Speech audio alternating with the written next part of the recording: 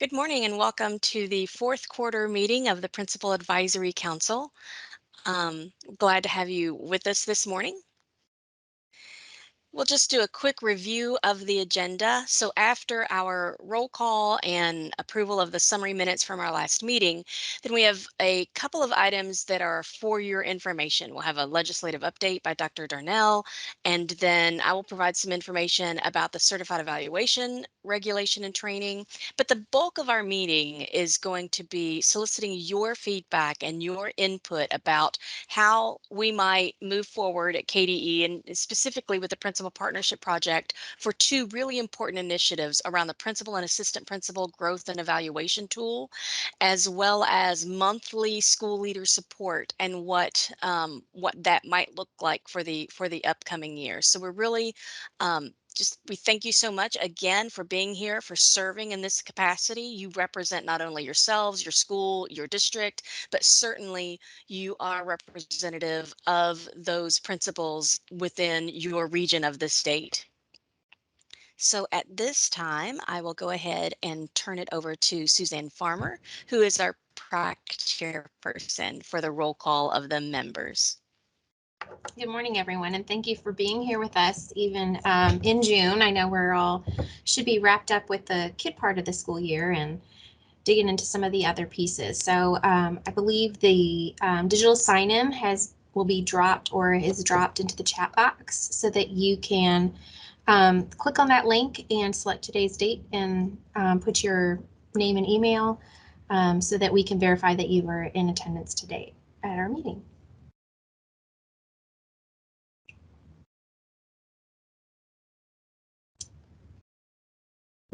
All right, when I call your name, if you'll please unmute and just let me know that you're present. Wayne Ackerman. Present, thank you. Thank you. Nick Brooks. Present, thank you. Ashley Bird. Present. Brandy Carver.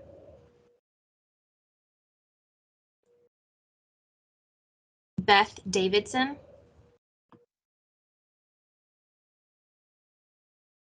She is here, but she's having speaker issues, Suzanne. Right, thanks. I can see your hand up in the chat box. Brandy Fegan.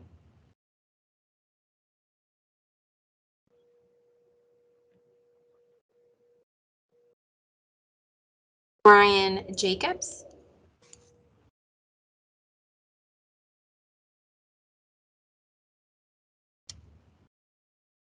Sarah Keiss.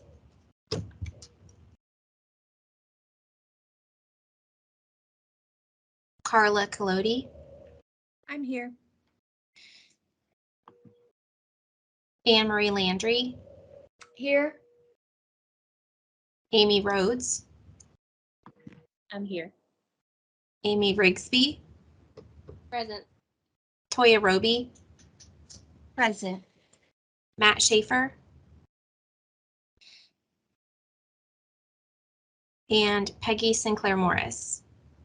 Morning, I'm here. Great. I believe we have a quorum. Is there anyone that was able to verify that? Okay, Jenny's nodding yes. So with the quorum, we can move forward to approve our summary minutes from our last meeting. There is a link to that, or should be in the chat. Looks like those were just dropped in. So thank you, Allison. So if you need to click on those to review the minutes, I believe they were also sent out with our reminder for the meeting and in the link, the calendar invite.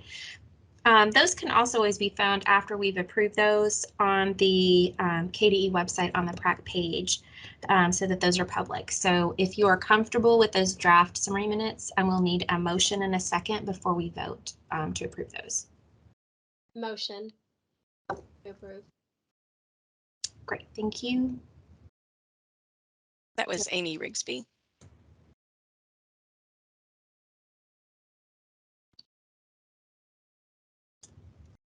Is there a second? This is Anne Marie Landry. I'll second. Thank you, Anne Marie. All right, if you're fine with the minutes as presented, if you would put approve in the chat box.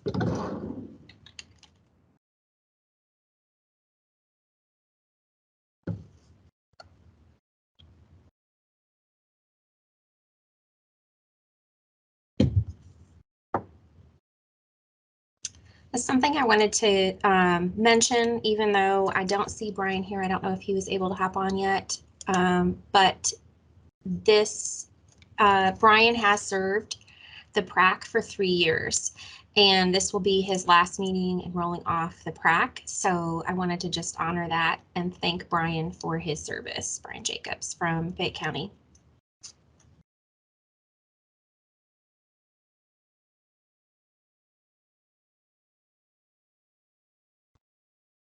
All right, and Byron Darnell from the KDE, the Associate Commissioner in the Office of Educator License and Effectiveness, has joined us today and is going to be giving us a legislative update. Well, good morning, everyone. I most importantly hope that you have completed the school year. I hope everyone has reached the finish line and has had a chance to at least have that moment of exhale. And, I think, is there anything just more exhilarating than like the first day of school and then the last day of school? It's just like, people that don't work in education, they're missing out. I mean, there's just, it's an elation. So I hope you've had the bookend of just the joy of last day of school and a chance to appreciate all the things that you do and all the responsibilities that are on you. And I just have great admiration for each of you. And I certainly admire the P3 team and just the support and work that they do to try to ensure that there is this space for school leadership to come together.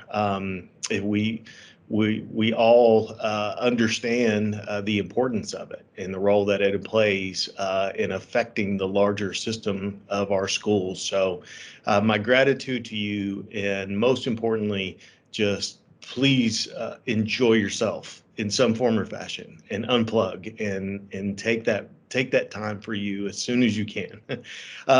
So I don't want to belabor. I always feel a little bit like the Ferris Bueller movie, when you're kind of doing these things and like, you can rattle on and on about the legislative update. And there are important aspects that have come through. We've had a little bit of time since they gavelled out. So a lot of information has kind of been recycled through various channels. I want to make sure though, because it's exhaustive and it's long. We could do the whole PrAC of me just reading off all of these things. But if you go to the KBE, if you Google KBE Legislative Update 2022, it's going to take you to an exhaustive document in a PDF that is easy to download. And it really just does walk you through point by point. It's a little intimidating because there was a lot going on in this session as we've had in recent sessions, but it really is a great resource if you want to dig in to just the fine bullet points of all the bills that were passed that influence what we do, which of course is very important, but it's just tedious, right? There are certainly some that stand out more than others, but I don't want to labor that and continue to just walk you through. So I want to point to that resource because it is really good. We really do have phenomenal people here, and if there's something that you don't understand or that you're failing to grasp or it's not clear, someone within this department can help you and is willing to help you. And if you don't know, who that may be, please contact me, and I can hopefully assist and or not find a person that can assist. So a couple of things though that I think are relevant to right now. In just a moment, sadly, I won't be able to stay on and listen to your all's conversation, which I love to do. The Interim Joint Committee for Education is meeting this morning. And at 11 a.m., we've been invited over to give reflections on the teacher workforce across the state. And so Dr. Glass, who should be here today, so I'm the guy behind the guy behind the guy. So sorry you don't get the first guy, but he is going to present information that we've put together regarding the status of the teacher workforce. And I know, sitting in principal's seat, this is extremely important to right now. And so we've done our best to present a picture of sort of the current state of affairs.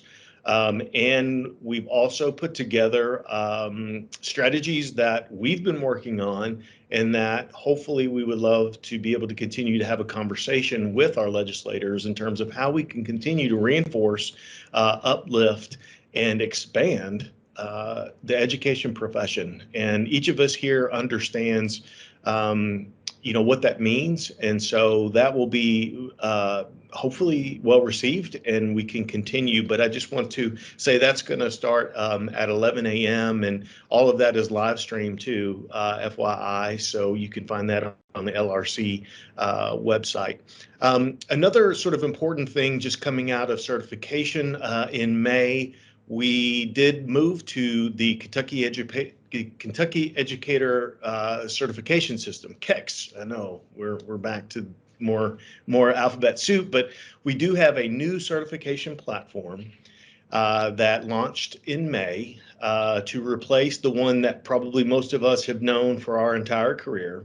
Lots of reasons for this. The prior system was sort of a homegrown system when EPSB was a standalone agency and had more resources. You're talking going back decades, but it really wasn't a very sustainable system. And so that's why we have jumped to the new system and also to sort of get into more advanced features. So I know there may be a little bumpy, anytime you're switching from something you've known forever to something brand new.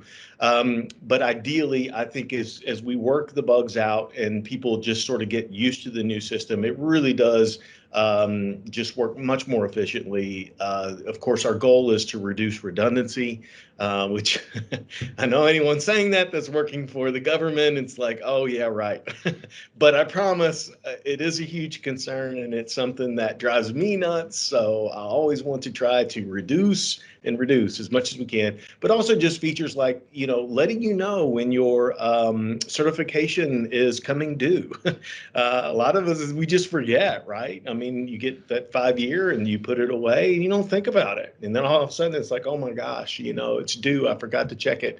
I got an email last night from a panic individual just said, I didn't know. So just updates like that can send out notifications, make things more streamlined.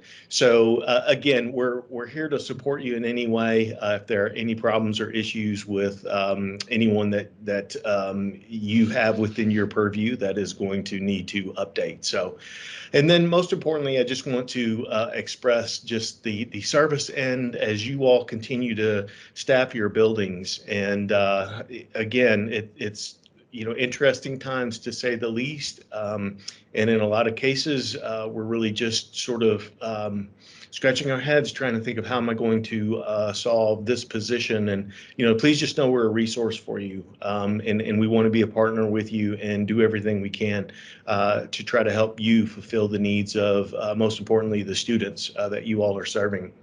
But we have a summer to put together sort of this legislative focus, which is on the teacher workforce, and that is really a major part of the goal. I hope this morning represents an initiation of that process, and really appreciate our legislators just for reaching out and asking to receive some of this information. So very hopeful, but please know here to help, assist, serve, volunteer, whatever that may be.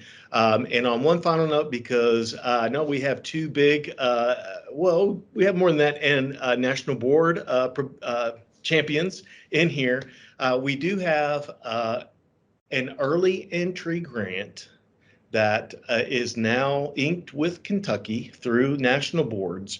And this is, you should be seeing this any day now, but essentially there is the national boards was awarded one of the ESSER grants to pilot, and that's their term, pilot an early entry national boards process. And this is really solely for, and it's kind of the opposite of what we've always known, solely for brand new teachers from years 1 through 3.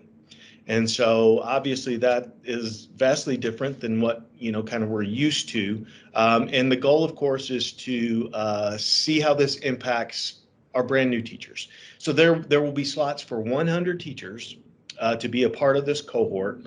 And again, all of the sort of information and communication will come from national boards. We will obviously help them, but it's certainly their show. We're technical assistants. But it's a great opportunity, and I just know that so many of you value this, and so just please look for that to be coming. I know it takes the right fit for individuals to pursue national boards, but I also know that the value of it and just the vitality it provides our profession, and this would be an opportunity, and it is over a 2-year period. So it's different than sort of the truncated version that at least I know, and it will be expanded across a 2-year period, given the fact that we're talking about brand new teachers to the profession, and a pretty hefty process to go through. But Jenny, thanks for just a chance to be here with them this morning. And again, if there's anything we need, please email, call, whatever it is that we could do, and more than happy to help you in any way.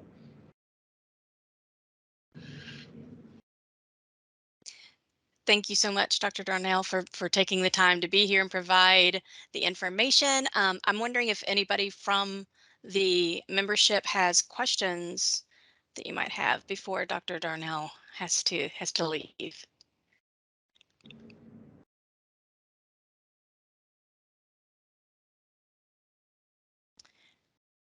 All right. Well, obviously, as he said, if you do have any questions, feel free to email him or email any one of us who will get that information to the appropriate personnel to be able to answer that. So thank you again, Dr. Darnell, for being here. No, thank you all. Love you all.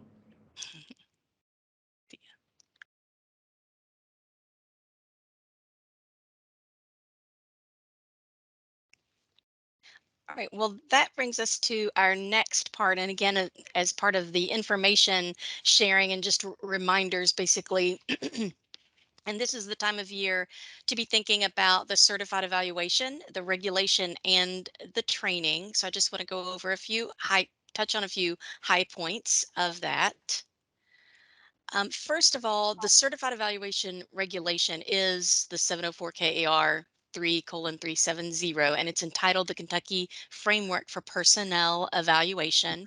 Within your slide deck, you will see that this is an active link, so you can access all parts of this regulation. It was updated 2 years ago to include the Professional Standards for Educational Leaders, or PSEL. We'll look at that in just one moment.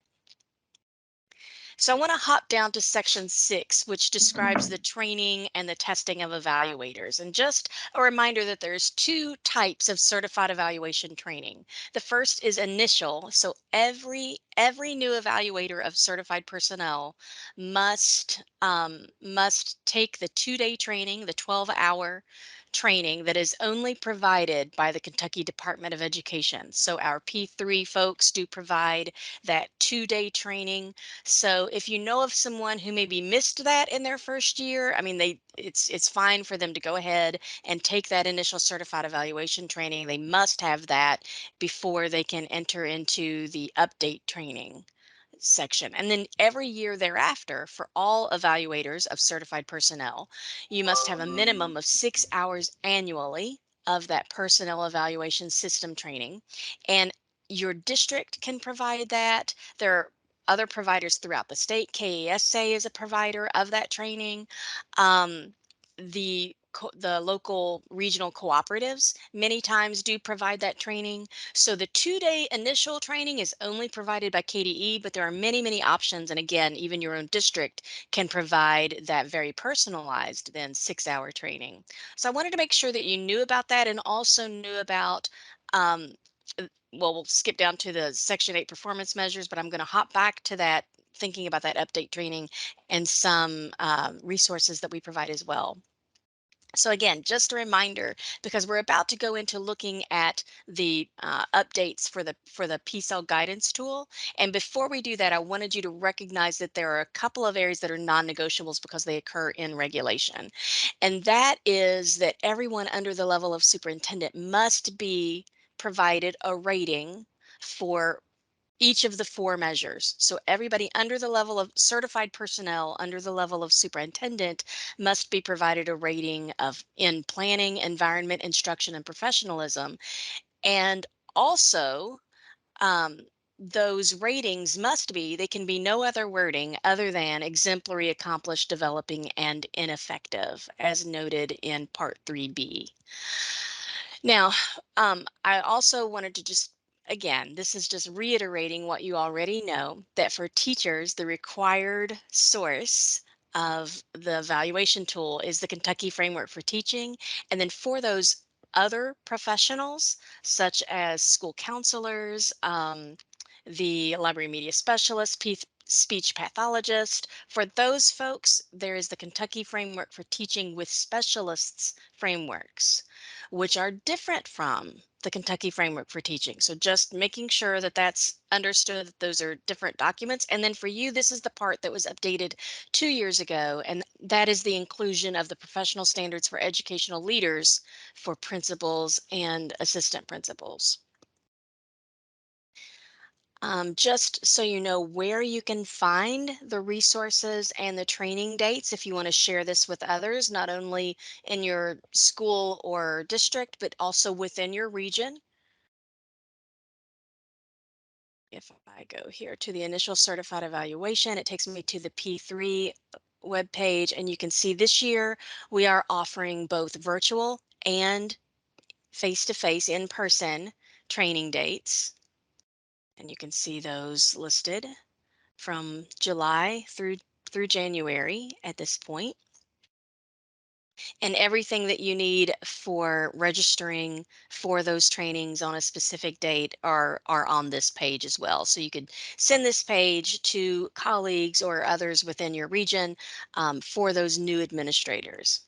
And then while we are here, well, actually, let me go back here. Then there's also the update certified evaluation training. And for this, we just provide resources. So since we at KDE do not provide necessarily regional trainings for update trainings, we do want to provide, however, resources, especially for districts who want to provide their own and make it personalized to some of the initiatives and their own certified evaluation planning tool. So there are 3 options that we offer on our website, and you could make them many more options by combining the options in any way to see fit. But one option is that if you go to this site, it will take you to a complete 6-hour training with a slide deck there that a person could utilize or a district could utilize to provide that training. Option 2, there's some in-depth training around 3C, engaging students in learning. And then for the other part of the training to make up the 6 hours, it could be really digging into, again, that district CEP, the Certified Evaluation Plan. And then option 3 is to follow the step-by-step process to really hone in on the P-cell. And there's modules, 6 modules that can be used for the training, and you can use those both in asynchronous and collaborative learning sessions using those modules, if you will, for that 6 hours of training. So lots of options available for getting the update training, as well as the initial certified evaluation training. So I wanted to make sure this time of year is when this is most appropriate to share this information. It's, registrations are already out there again for the initial certified evaluation training, and it's the time for districts to be thinking about, do they want to provide their own update training, or do they want to look for an outside resource to provide that? So just wanted to make sure that you were aware and could share those options within your district and region.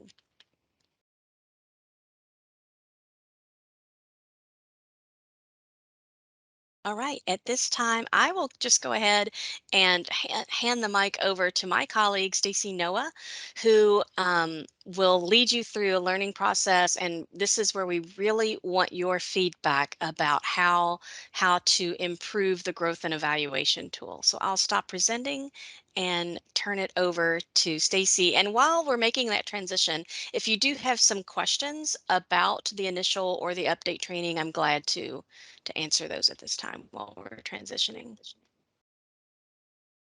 Looks like Jenny, Toya has her hand yeah, up. yeah, Yes. thank you. Okay, here's my question. For one of my staff that goes through, really their evaluation falls onto some consultants that aren't straight in the classroom, so they are using the other professionals tool.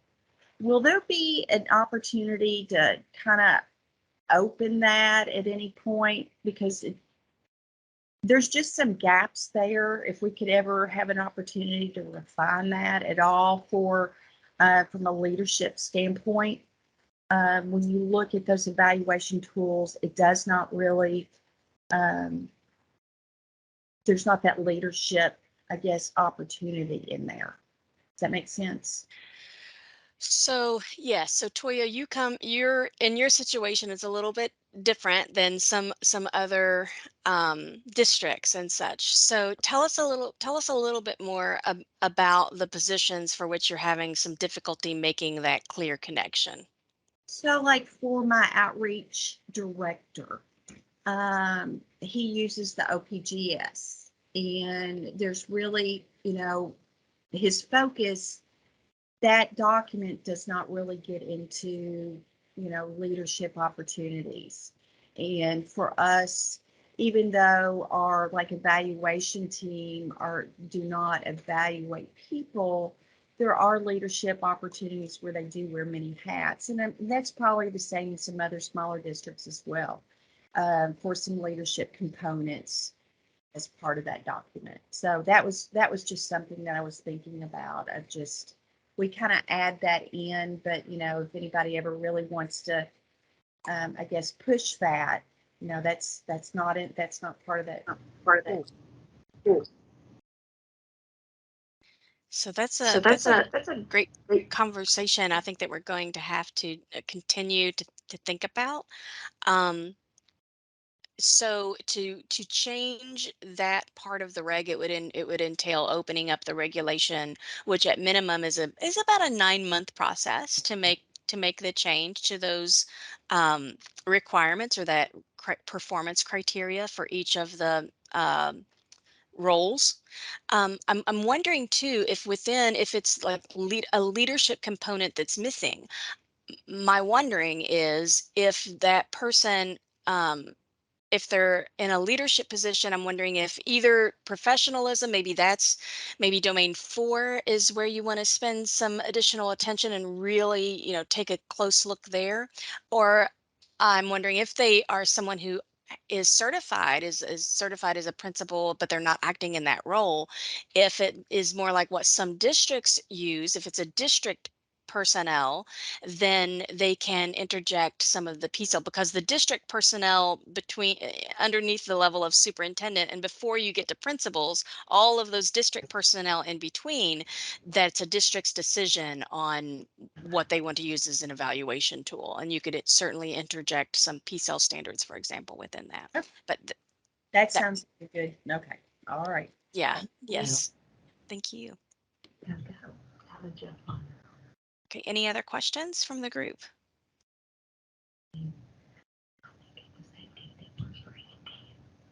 If not, then I will turn it over to my colleague, Stacy Noah. All right. Thank you, Jenny. So I'm going to share the slide deck. And as I am sharing, just want to get some confirmation because I can't see everyone now. Can you see my slides? Yes. Yes. And just a reminder to mute your audio as well. And I can't trust them till the truth's out now. Right. Okay. All right, I think I got I it. do hear a little background noise. Yeah, I thank think I got you. it taken care of. Perfect. All right. So, as Jenny took you to the Principal Partnership Project Google site and showed you how to access the information related to initial certified evaluation training and update training, same thing here. The materials that I'm going to provide some information around are also accessible on the Principal Partnership Google site.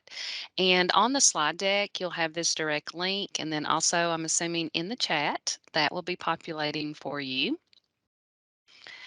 But as we start to talk about the Kentucky PCL Guidance for Growth and Evaluation Instrument, this is something that is targeted for specific use for principals and assistant principals. Those are the two primary role groups.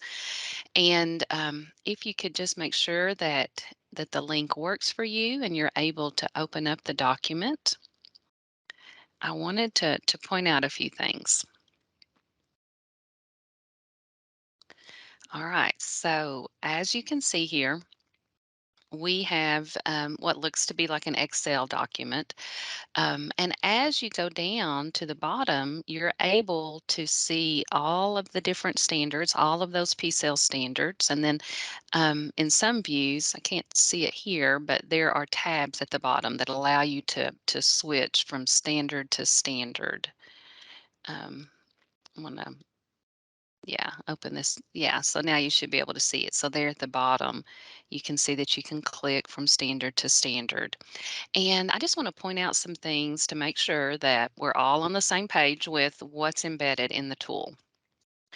And number one, first thing I want to say is this is an optional tool. It is not something that schools or districts are required to use per the Kentucky Department of Education. It is an optional tool that was just completely and solely designed to support the implementation of PCEL.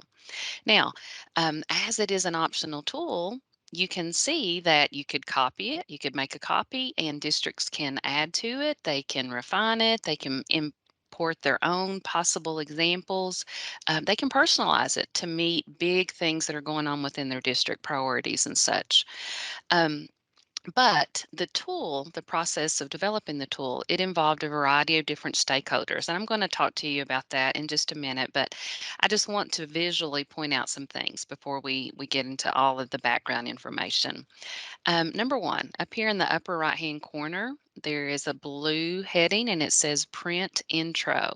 This is a really important aspect of the document because when you click on that, you're going to open up a PDF that provides loads and loads of background information. It gives you some context, gives you some insight to the people who were responsible for developing this tool, kind of the why behind some of the decisions that were made. So certainly, if you have some time, I'd encourage you to read through that. One thing that's embedded in that intro is this continual idea of continuously trying to improve the tool. So right off the bat, there was the agreement that we would come back to this tool. It's a living tool based on the educational landscape, the context, things that are going on, based on feedback from the field, those who are using the tool, how we can consistently try to make it better. So that idea is certainly embedded in the intro as well as some other things. But as you look at the tool, I just want to point out that this standard one at the top here, mission, vision, and core values, the text in the box here, this is the actual text from the PCEL document. And actual text from the PCEL document, not only in this heading here of the standard title, but it's also in this green section underneath performance levels. So the green text with the corresponding letters like A, and then over here to develops an educational mission for the school, that is actual verbiage from the adopted, the regulation that we use PCEL. So that's the actual language from the PCEL. Now, the other things in here, these other performance levels, we have performance level in effective, developing, and exemplary. While we know that in the end, everyone must receive an overall performance rating of ineffective, developing, accomplished, or exemplary, the P cell itself did not have these various performance levels with the corresponding elements. The Kentucky Framework for Teaching does. And so that was a big idea behind the development. There was the goal to try to emulate all of the common components within the Kentucky Framework for Teaching document that we're using and that specialist framework and that we're very familiar with this particular tool. So, just wanted to point out that the ineffective, the developing, and exemplary, that is all created by those Kentucky educators who served as part of this team. And as you go down, another aspect that was created by the team of Kentucky educators is this section here, critical attributes.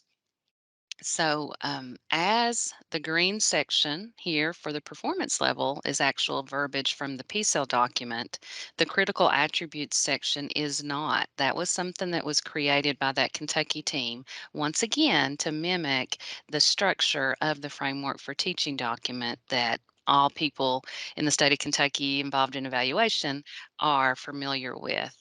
And you'll notice here in these critical attributes, what's happened is there's just been a compilation of the different elements. So recognizing that there is a lot in each individual element, and it would be really, really difficult to try to touch on every single element, say in a professional growth plan.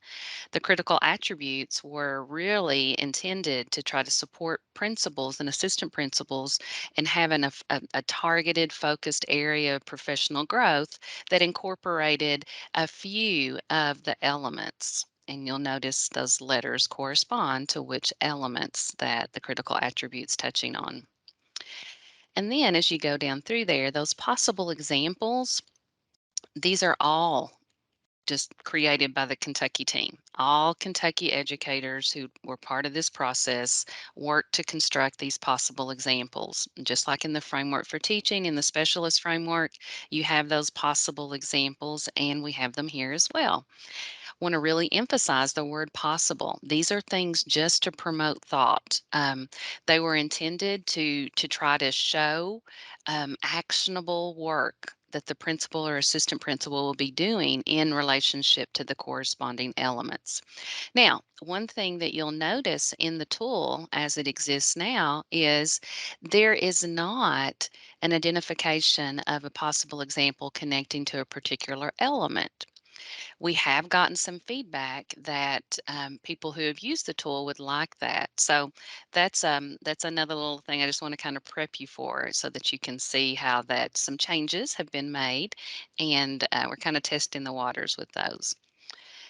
But you'll notice that there are possible examples in all those performance level categories, and the bulk of the possible examples fall in that accomplish, that green section. And that was intentional because the group felt very strongly about showcasing the goal instead of getting hung up on what it isn't. Certainly, we need to have some ideas of what it wouldn't look like, but we really want to push folks to be thinking about what it looks like at that intended level. So there's just a quick overview of the tool and kind of sets the stage for our additional conversation here. And I'm just going to ask one of my colleagues to confirm that you're back to my slide deck. Um, Jenny, can you see the slide deck? Yes, I can. Great, thanks, Allison. All right, so going back to the slide deck.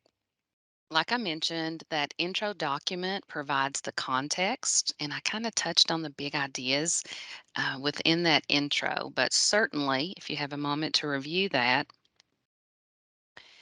the partnership, the stakeholders who came together to construct this resource, sitting principals and assistant principals, superintendents, co-op representatives, university representatives, district office personnel, I'm talking like 100 and some people started this process, and then we had different subgroups working on it. And the goal, of course, it was all about developing this resource to support that highly effective implementation. So it's all about support.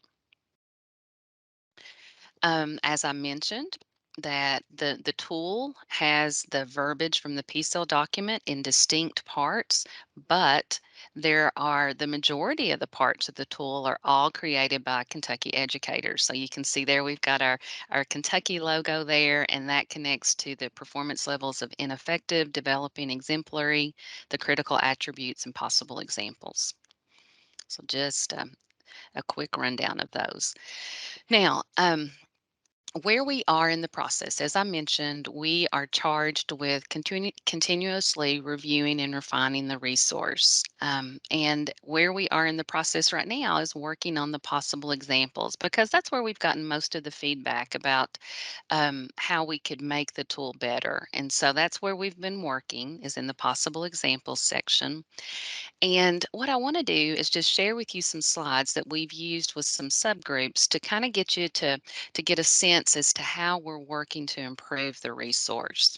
And what we're going to do right now is just use standard 5. This is standard 5 from the PCL document. And you'll notice here that there are 6 elements that correlate to standard 5. And the A, B, C, D, E, and F, that's what's in that green accomplished performance level section. And as we look at this first one, this first element, build and maintain a safe, caring, and healthy school environment that meets the academic, social, emotional, and physical needs of each student. So that's the goal. And within that tool, you'll see that same language, same language. But when we start looking at this particular element, we had to have some serious conversation about, well, what exactly does this mean? And in order to really have that deep conceptual understanding of it, we had to kind of deconstruct the language. We wanted to make sure that we knew what the high level intent was. So as you look at this, we've got some primary verbs that jump out: builds and maintains. So the principal and assistant principal is responsible for not only building, but ensuring that it's staying in place, that it's maintained. What? A safe, caring, and healthy school environment. And that school environment should be meeting not only the academic, the social, emotional, and the physical needs of each individual child, each individual student. So, whenever you start analyzing that language, some questions that we use to try to push the people who have been working on the revision of the possible examples are posed here. So, really thinking about, what might a principal do to meet the intent of this element? What would it look like? What would you see or hear if a principal was meeting the intent of this element? And then questions to consider, who would be supporting the principal in that? Who would be coming to the table? What might be some possible examples that would showcase, bring this to life? And then, how many possible examples? As this annotation illustrates, there's a lot that's embedded within this one particular element. So, how many possible examples would need to be created to showcase this intent? And then, what resources might be helpful to build knowledge? So, those were some guiding questions that the team's been using to try to work on revising the possible examples.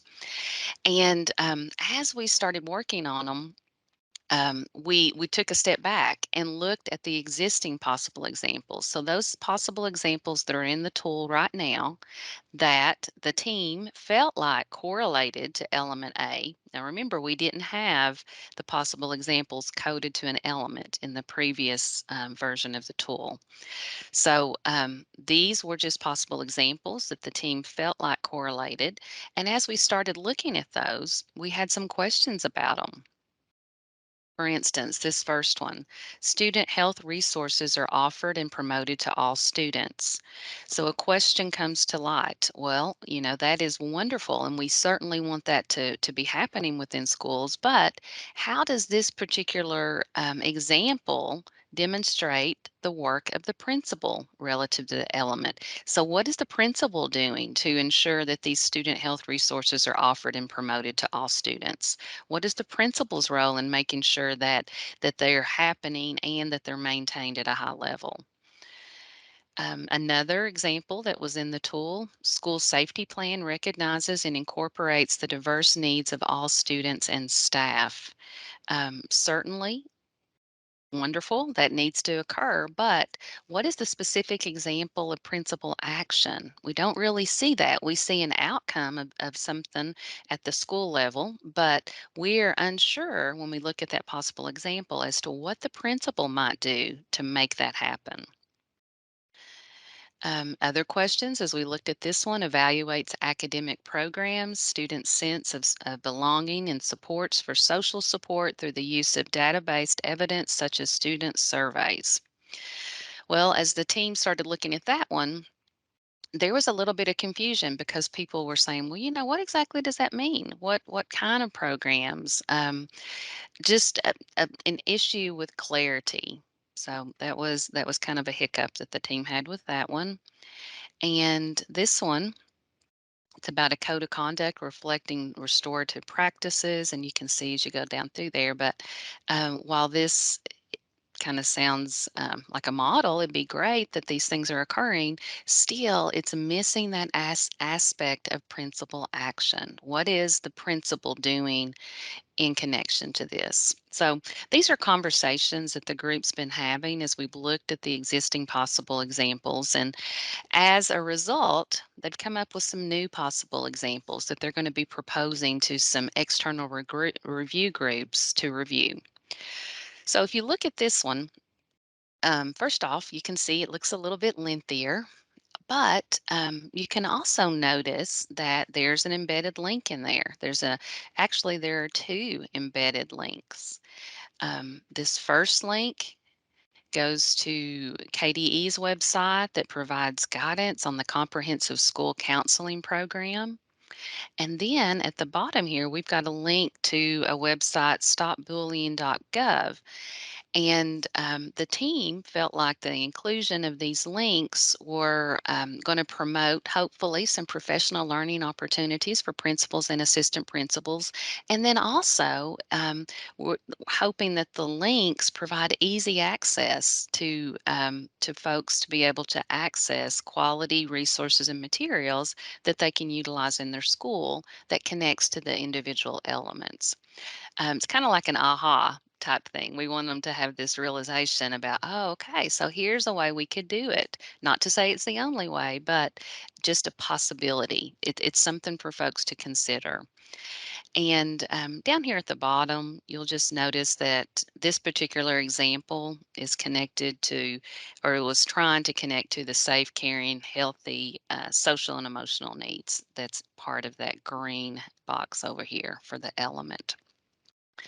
And then quickly, I just want to keep going here. Another example that the team has created to support this individual element is, let's see, let me go back one.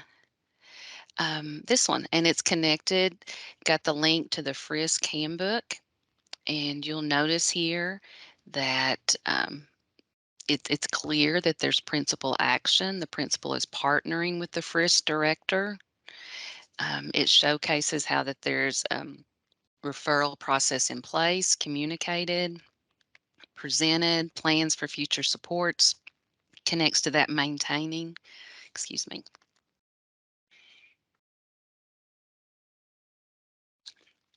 Sorry about that. All right. And then lastly here, I'll give you just a moment to read that one.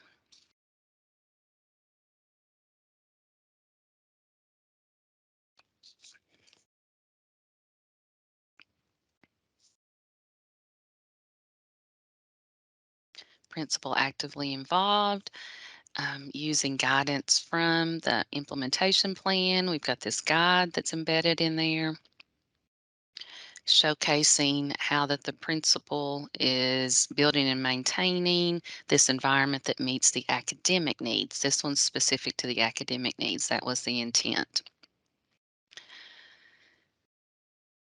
All right. So as the teams have been working on this, these have been the look fors. They wanted to make sure that anything that was created showcased that high level principal action. They wanted to incorporate embedded links to promote that professional learning, those ahas, those at your fingertip resources. They were also very conscious of trying to create possible examples that connected to existing work. So, we saw there a connection to the FRISC. Well, that's part of the everyday work that principals are investing in. Um, Facilitating site-based council meetings, that's part of the work. So you'll see a lot of those connections. Clarity was at the forefront, wanting to make sure that there weren't any lapses in understanding, clarity, making sure that it was clear, no fuzziness, I guess you could say. And then making sure that all aspects of the element were showcased with a possible example. So, all right, so that's a lot. That's a lot of me talking and sharing and giving you that background information that hopefully you'll find helpful as you engage in the next task, because we need some feedback from you. And as representatives of principals across the state, we are just delighted that we have this opportunity to get your insights, to pick your brain about this, because um, there's been a lot of time invested in creating the tool and revising the tool, and we just want to make sure that the tool is something that's useful and meaningful to those people who are actually implementing the PCEL standards. So we've got a feedback form that we'd like to give you about 10 minutes of time to fill out and to respond to. And as you look at the feedback document, you're going to notice that we are pushing on two primary ideas. Number one, why or why not? The use part. So, why do you choose to use it, or why might other principals and assistant principals choose to use the tool? And then why do they choose not to? Like, what might be some reasoning for that? What would cause one to not take the time to use the tool? And then we have some questions about the structure. I showed you the document. I saw a lot of you were in the tool. As you scrolled down, you could see that it was pretty long.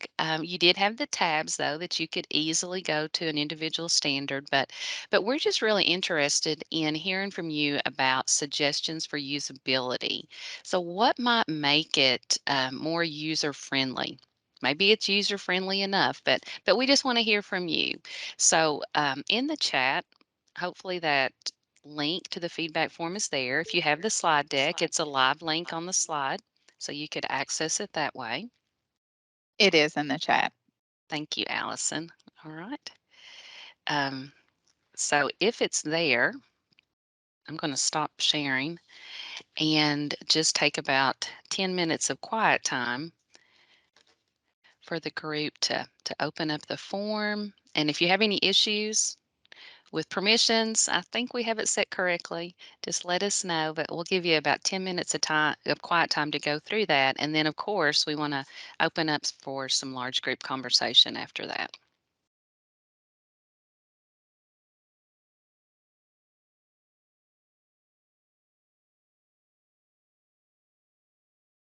Allison, if you don't mind pulling up that feedback form for us and maybe sharing out some of the highlights. And just want to encourage PrAC members, as you hear something, if you'd like to comment in response, please do.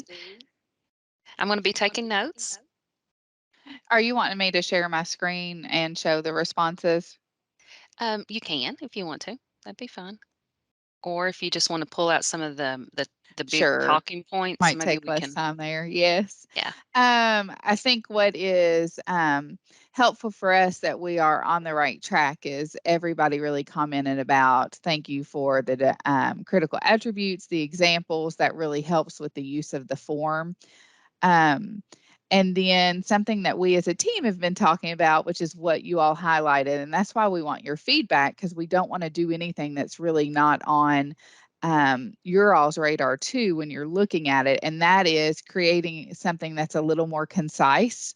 Some of you talked about it's cumbersome to scroll down or print out. Is there a way that we could get it in a more friendly format? And that is something that our team has definitely already been working on and thinking, okay, could we use maybe a Google site for these PCEL standards so it's easier for them to navigate? So definitely, and I also, maybe it is every June. Somebody said we might want to review this every single June to look at what has been updated, what's going on. And so that's a great idea because you all are the leaders in Kentucky as far as advising. And so definitely we can put that on the June agenda every single time. And I like that people said, I don't know why people don't use it. It's a missed opportunity. And it is. And part of that, someone I saw on the forum said, people may just not know about it. And so that's why we need you guys to spread the word about our Google site, about those opportunities, because we do share it out with co-ops as well. But I think if we'll use it, it's helpful. So that's what we saw. Thank you very much for summarizing. PrAC members, any comments, connections to what you heard from Allison as she pulled out some ideas? I would agree with those comments. I have found it really useful. I think one of the things that would help me as well, that wasn't pulled out as an example, is an alignment with the domains, because when we go to rate, if we're rating like an assistant principal or something, then it can be cumbersome to try to figure out which of the standards align with each of the domains. And like on my print version, I have like this kind of old-fashioned color-coded system that it would be really helpful if I wasn't just like flipping around for my color-coded tabs and had something that was digitally, especially like organized in a way that everything aligned to each domain was somehow linked in that one place or organized in that one place, because that is something that's tricky as a connection, a user-friendly way to use it. Yeah, that's a great suggestion. Thank you, Suzanne. I totally understand what you're saying. That would be a huge lift for the tool, I think. Other thoughts?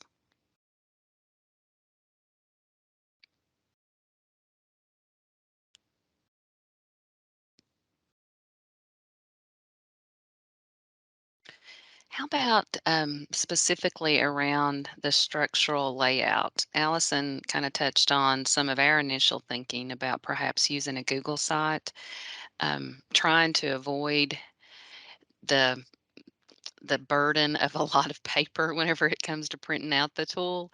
Um, what are your all's thoughts on that? I mean, like what are we missing in terms of structure that we haven't thought of?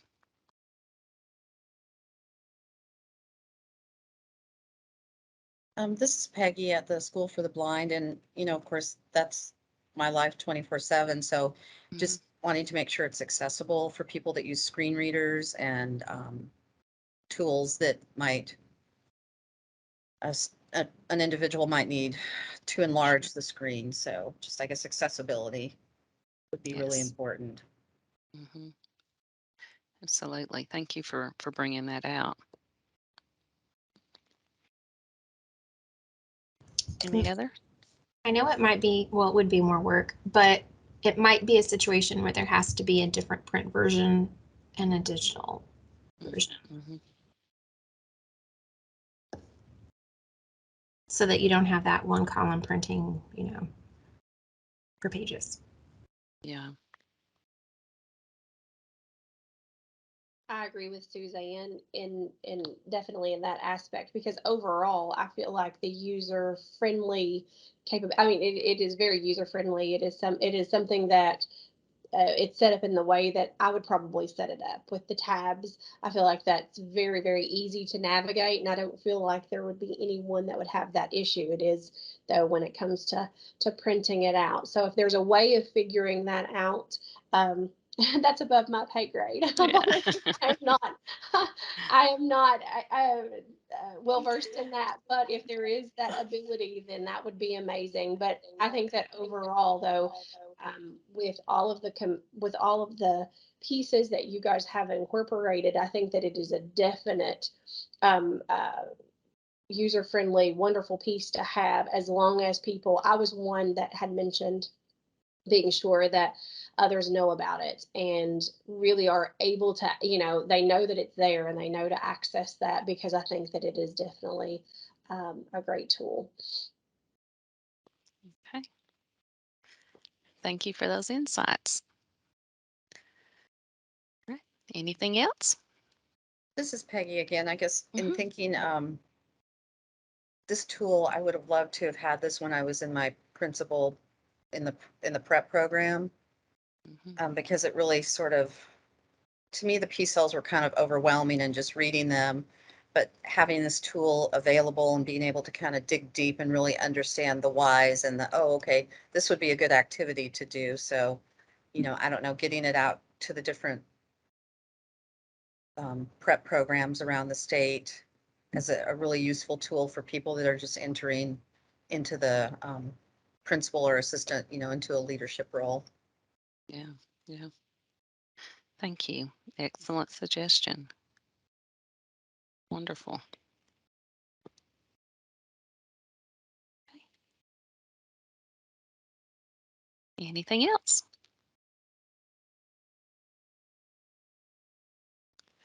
Okay, well, I'm not completely finished with getting your feedback, so let me switch back to the slide deck.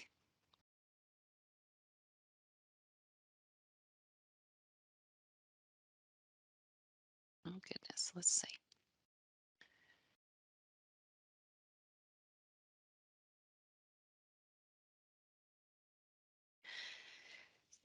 Now, I have talked a lot about the different subgroups that are working on refining the possible examples, and they have been working primarily on Standard 5 and Standard 8. We do have a team that's working on Standard 3, but they started the process a little later, so we're not really ready at this point to do an external review of what's been developed. But we are ready to start reviewing the Standard 5 and Standard 8 possible examples that have been refined. And as PrAC members, as representatives of your colleagues, your partners in the school level administration, we truly need you to step up and be part of this external review process, if at all possible. We want to have PrAC members represented, but we also want to have other principals and assistant principals from across the state be part of this work.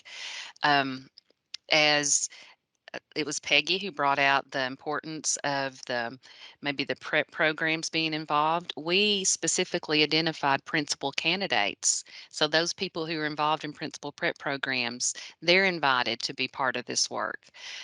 What we're going to do is have 2 virtual sessions, and you'll notice here that each session is devoted to a particular standard. So on June 20th from 9 to 12 Eastern Time, Standard 5, those possible examples are going to be reviewed by an external group. So fresh eyes on these possible examples that have been refined and created.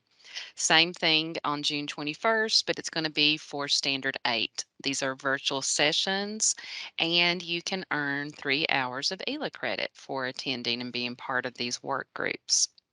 The links on the slide deck here, they are live. So if you have availability on the 20th or the 21st, we would love to have you part of this group.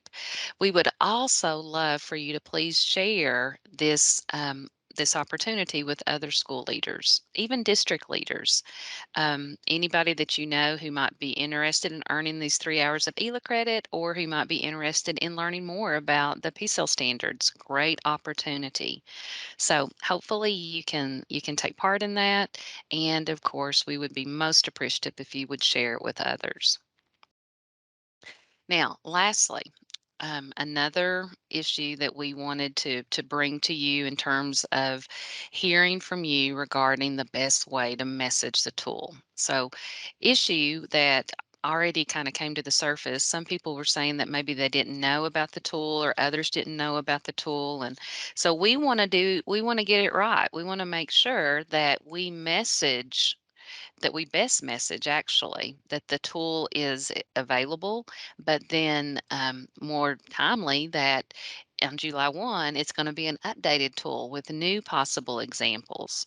So thinking about that, who might be the targets for us as we message that July 1, we've got the tool and it's updated with these new possible examples for standard 5, 8, and 3. At the district level, who might it be?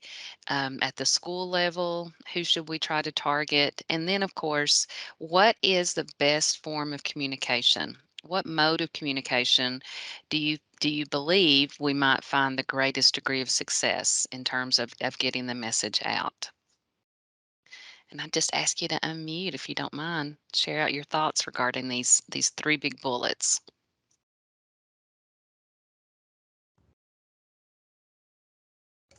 I think it could be really helpful to have it as an agenda item on one of the superintendent calls with the commissioner, because the superintendents evaluate the principals and are responsible for, or at least in my district, that's how it falls. And then, or at least the lead principals, and then principals, of course, are evaluating assistant principals. But I think that if the superintendents could have some guidance about how this could be used to have the principals write a professional growth plan, and maybe some ways that they could give really clear and specific feedback to principals about how they're doing, because you can even like lift the language right from that tool and put it in the evaluation. And maybe they could hear from superintendents who've done that, or principals who've done that, or something from their peers. It may be worth even putting in the Monday message or Kentucky Teacher or something, some kind of ways to get to the different groups that would do that. It would be nice too if they would have it in time to consider that district possible training on the PCEL, like for the evaluation update, that could be something that is linked as a possible way to introduce that tool to their district if they haven't already used it. Mm-hmm. Yeah.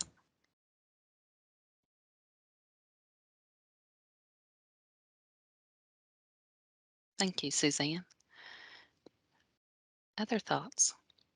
For our district, is there a way like to get things out to like the instructional, like the chief academic officer or that, because that tends to be, I don't know, like our co-op has a where they meet with just the instructional team. So I think that getting it out that way would better get it in the hands of administrators if it comes from like the district level. Of course, it would be. I agree with everything that Suzanne said about putting it in the superintendent's email on Mondays and, all of those type documents and things. But I do think sometimes the principals who look for those things are probably already aware of those type tools as well. So if it could somehow, I think with the instructional team at the district level would be a good place to start as well, along with the superintendents.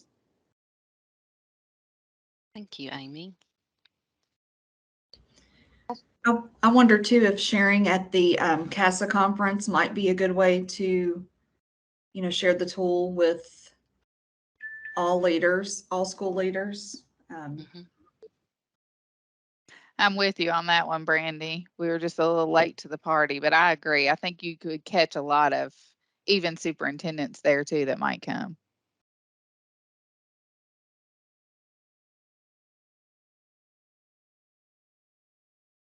I think that all of these ideas have been amazing. Another thing that, we might look at as far as a district level is concerned, not all districts. I mean, we have different structures in all of our districts, but I know that in ours, we not only have the chief academic officer, but then we also have our HR person, and that is who actually delivers the certification update. So that evaluation training that we have every year. So I don't know if there's a distribution list of those individuals, but I do know that that's another option. And then of course, KASA was mentioned, there's so many different subgroups within that. So if we know who are the chairs on those subgroups, they can also distribute that information out. So, because, you know, I'm on membership committee and then I'm also a member of Quail. So, you know, if we can distribute it in that way, the more hands that we're able to get it into, you know, that also helps tremendously. Yes. Thank you. Wonderful suggestion.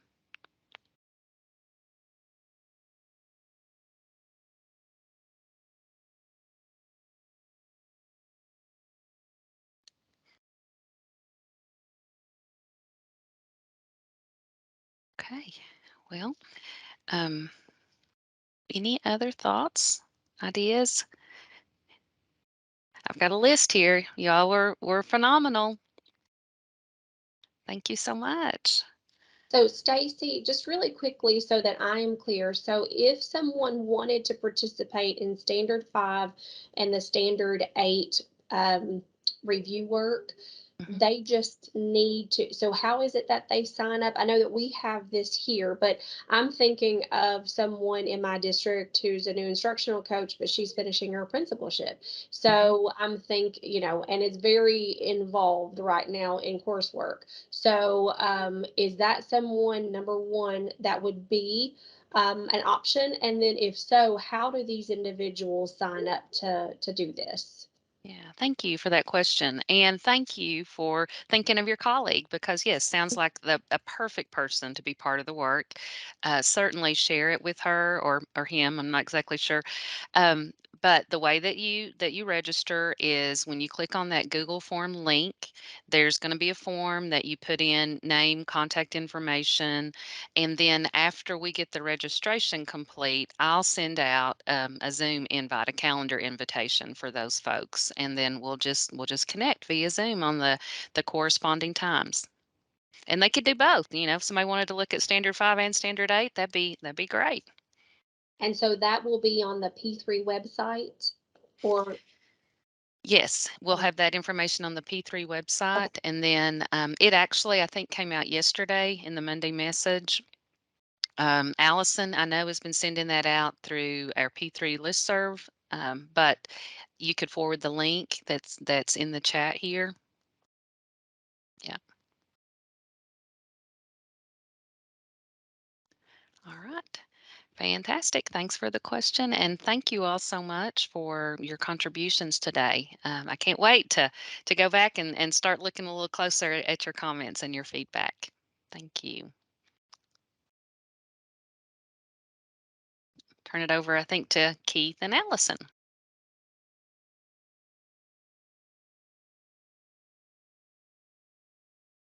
Yeah, that was great. Thank you all for your participation in that. Can you hear me okay, Jenny? I'm using the microphone that's here in the room. So, Yes. great.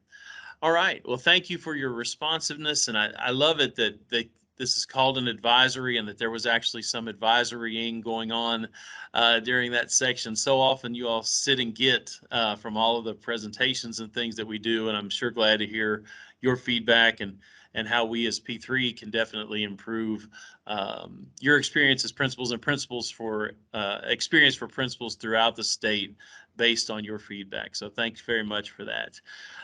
We next wanted to jump into monthly support that P3 provides and to get your feedback on how we can improve these items that we're offering and get you to take a look now that it's June and you know, hopefully, like Dr. Darnell said, you've reached the end and there aren't kids in your building today. You're not being called out to address emergency issues and you have a second to take a breath, that you can maybe look at these tools that we're providing and give us feedback on how they can be improved. And so the first one we wanted to share is the the principal calendar. And Allison is sharing her screen. And if this is the front page of our P3 website, and if you will pop on, Allison, the principal calendar, and you'll see that the months are all there and you can see the ones that are live. And June is down at the bottom. That's the one I would like for us to click on. And so if you can click on June, Allison, we'll just go through this a little bit slower than we have before. I know you've been introduced to this tool at previous meetings, we wanted to take a little extra time today to break down the sections and see if there are sections that need to be added, if there are sections that need additional resources, whatever the case may be. But that first section is in place. June is, and it's got all the months, and it's got some of the examples of the days. I can't tell you how many millions of days there are. I don't put them all on there. I only put the ones that I think, hey, this might be important for a principal to know. And so you can see the different days. But then I did add at the bottom of that section to click here for more. So if people want to see, you know, the additional things that are on some of those calendars, it's there. You know, National Chocolate Day, and you know, maybe you're a chocolate lover and you want to know every day that there is, and so that's there for your convenience, along with the resources off to the right.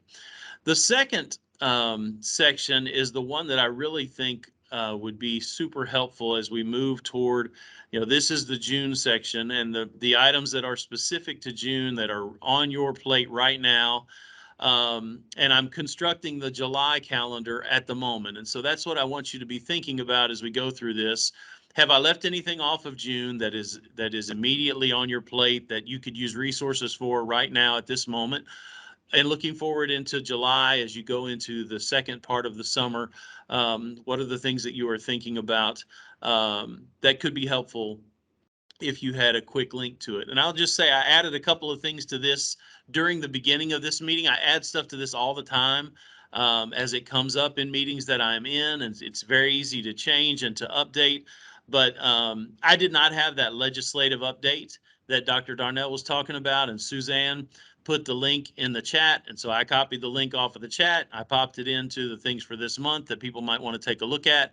And so now it's available for you to do. And then the initial evaluation training, I was going to put that in July, but I wasn't thinking that in June is the time when superintendents might be thinking about how they're going to do the update training, or principals who were just hired that haven't done evaluation before, or assistant principals, or instructional leaders, whoever it might be. If you've never done evaluations before, you need that info probably in June, so that in July you're getting ready to actually carry out those things.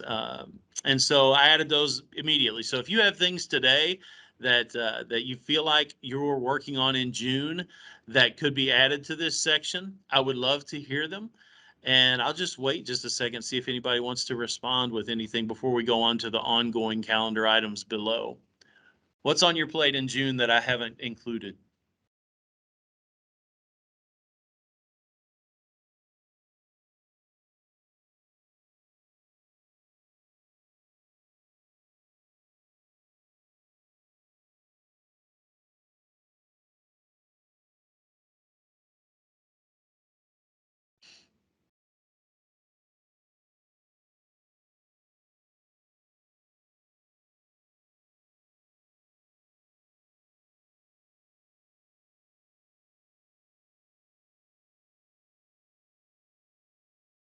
Jenny, I think that the silence means that it is a complete document. It covers every aspect of principal needs in the June month.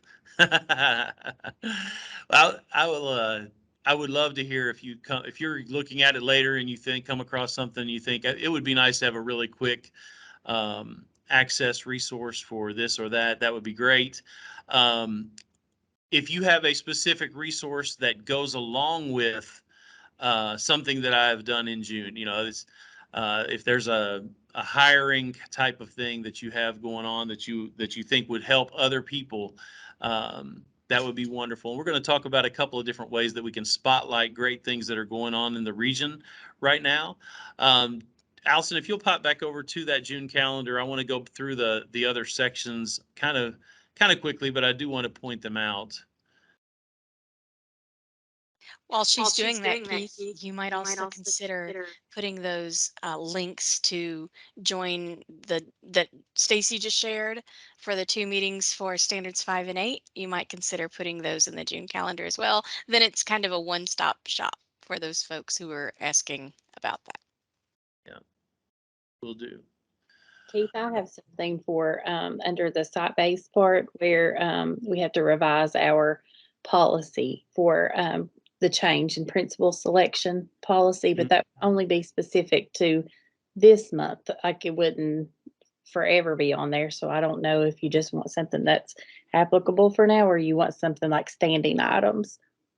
Well, I want both. And so with the way that I've set up this bottom section, is so that it's ongoing each month. Like there's something about SBDM or there's something about assessment. And then underneath there are the things that are kind of specific to that month. And then on the right are resources that might be for this month specific, or might be something that's ongoing as a resource that can be targeted. So I think it's important to see both the big picture and the small picture when you're in the principal seat. And the more I can do that on here, the better. So I really need to, how did you all change your policy?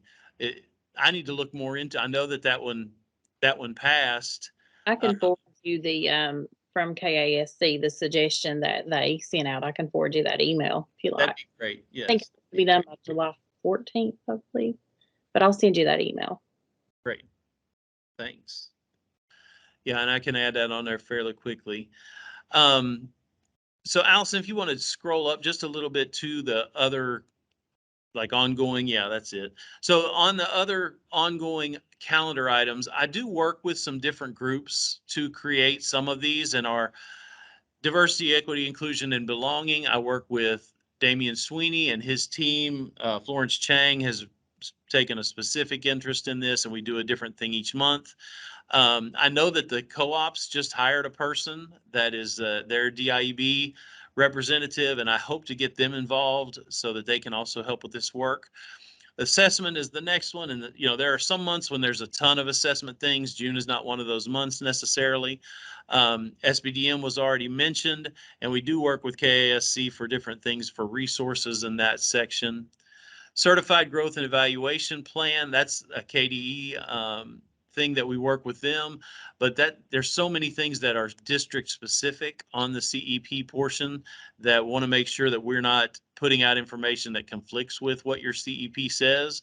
The rules changed on that a little while ago, and there's a lot of freedom for districts to create CEPs as they want. So the principal evaluation, that's where we have the what Stacy was just going over, the P-cell document, and it sounds like I need to add a couple of things in there where people can be reviewers. That's where I'll place that.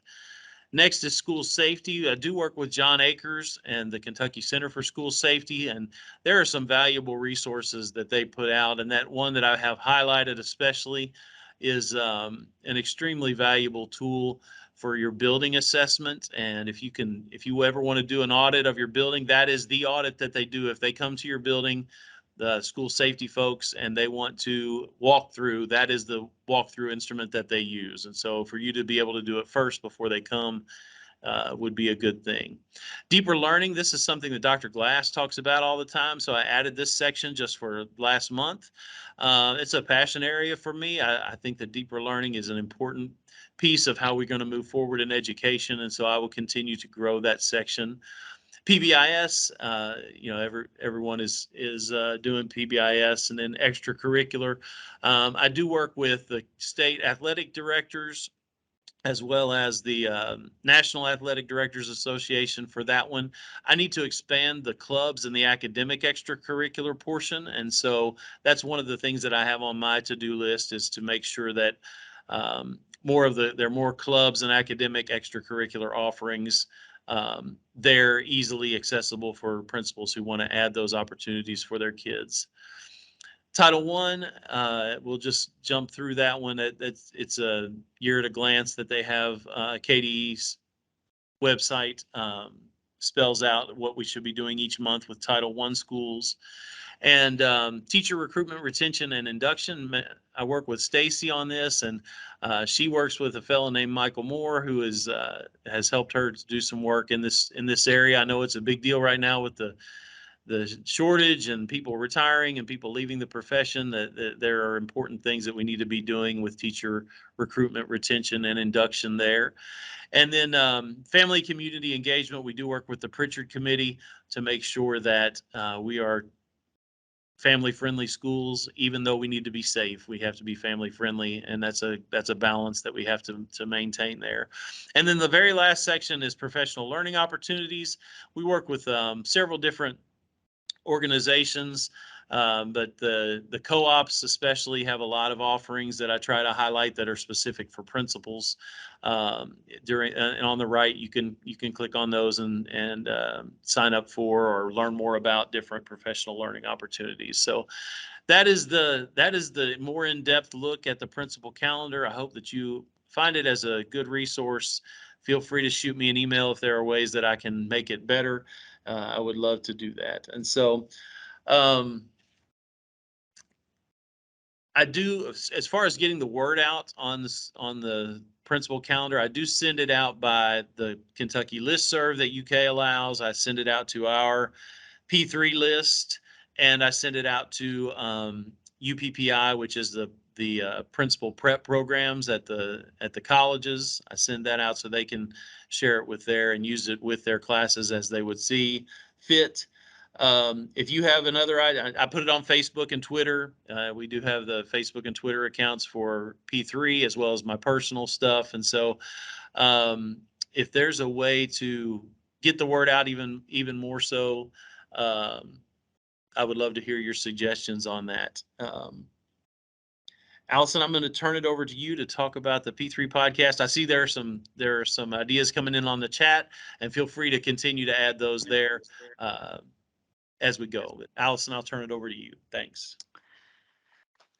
Okay, just recently, we updated our podcast to be, well, just more like a conversation, a podcast between Keith and I. So we're super excited about it, and we're trying to choose topics that are specific to the time during the year.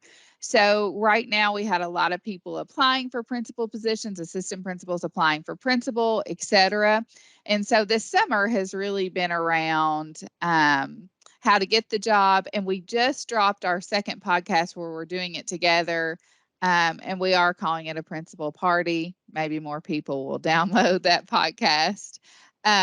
But this one that just dropped yesterday was Now That I Have the Job, Now What? So it's all located on our website, obviously, and then the links to different avenues. So if you use Spotify or Apple or Google, you can just click on these links and it takes you there where you can subscribe to our podcast.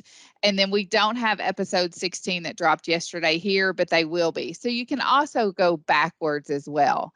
But we do want you to know that starting with episode 15, the format just changes a little bit. But that's our goal for the podcast. Is we know that some of our best learning and time is in our cars or in transitions, and so we've tried to keep the podcast to about 20 minutes or so, and just quick little tidbits to support your work and what you're doing. So I don't know if anybody on our PrAC team has listened to those or not, but if you could be a part of our party and just share that out when you see us sharing it out, we would appreciate it for sure. And hopefully you find that beneficial in a year. If it's not, we definitely don't want to continue doing something that's not reaching and supporting our principals in the state. The other thing that we'll do, and I'll be really quickly about this as well, is having office hours. So I'm going to stop sharing for just a second because it's hard for me not to see faces. But an hour where we do office hours each month where principals can just come and be together around a topic and brainstorm and get ideas and share ideas. For some of us, we're the only high school principal in the district, and so sometimes we need ideas. So we'll continue that throughout the year too. You'll probably be getting a form on our mailing list of any ideas that you have, what's coming up, and we would send that out quarterly to get ideas for help to drive our office hours. So it's not really about what we think you need, but it's what all Kentucky principals are saying they need at that time. Around a certain subject. So those would be really quick during the school day, an hour at the most, I think is what we've spent on that. So that's it for me, Keith. Yeah, and I think the only other thing that we wanted to get your feedback on, we do have a principal spotlight that's happening each month. We take the time off in the summer. We don't do that, but during each month of the school year, we have a principal spotlight, and we want to shine a light on great things that are happening in different regions of the state. And so if we could have you guys, just be on the lookout. When you see something that, hey, this needs to be shared, other people could learn from this. It would be great if you would let us know, and we can contact that person to get them signed up to do a principal spotlight. We had a lot of positive feedback from the one that we did with Eric Thornsberry, who's the principal at Tates Creek Middle School, who was talking about how he used his impact survey to change the whole culture of his school building. If you haven't taken a look at that one yet or weren't able to join us, you might want to see that link is on the principal spotlight section of our website. So we would love to hear if you want to, if there's something great that you're doing at your school, we'd love for you to get you on the calendar to share for the principal spotlight, or if there's someone else that you are aware of that, hey, they're doing something great and needs to be shared, we would love to hear that as well. And I know Brandy's a member of PrAC, but she also did one for us and how they did CSIP in their district. And so, Brandy, I just want to give a shout out to you too. I know you're not the only one changing roles this summer. I know Jenny will ask, but Brandy's going to join us at KDE. So we're super excited about that. I think as a education recovery leader. Is that what it is? All right. So congrats, Brandy. We're super sad to lose you in the principal seat though.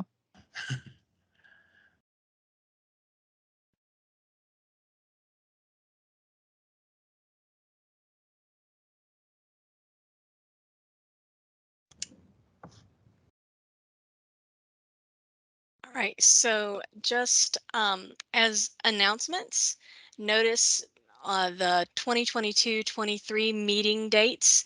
This meeting today does conclude our fourth quarter, so we're ending the year. So thinking about those upcoming meeting dates, and go ahead and put those on your schedule. They're also on the KDE website under the PrAC page as well.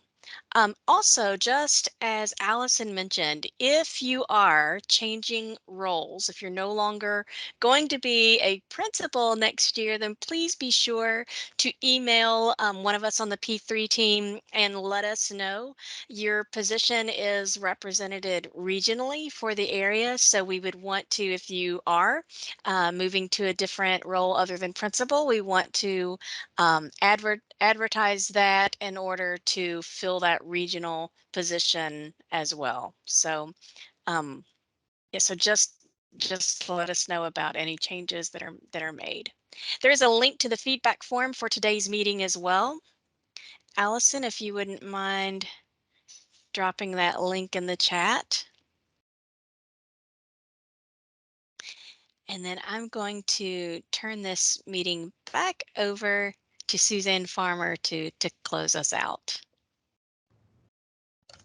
All right, I want to thank everyone for your time today and joining us in June. Also, thank again to Brian Jacobs for his service and the fact that he's rolling off, in addition to any other members who may be rolling off due to change in your role. And I look forward to seeing those of you that will be continuing on with us in September. We are ready for a motion to adjourn our meeting if anyone would like to make that motion.